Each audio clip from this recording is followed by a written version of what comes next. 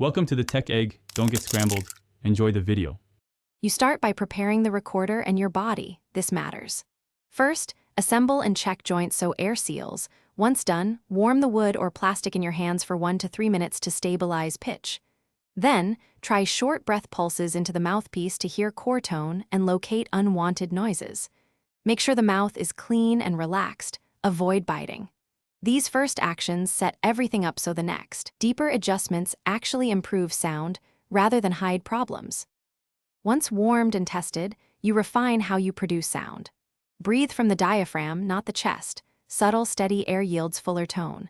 Place lips relaxed around the mouthpiece and angle the recorder slightly, about 5 to 10 degrees, so the air jet meets the labium cleanly. Practice slow scales, focusing on precise finger coverings and gentle tongue articulation to start notes crisply. Make sure to listen for overtones and adjust airspeed. A small change in breath often fixes muddiness or shrillness immediately. To finish, lock in posture and small physical tweaks that change sound most.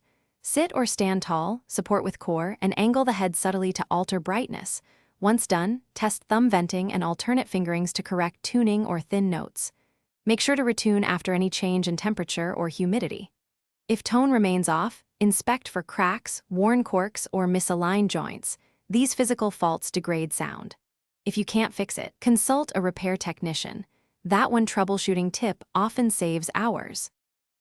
Thanks for watching. Consider subscribing if I helped unscramble your problems.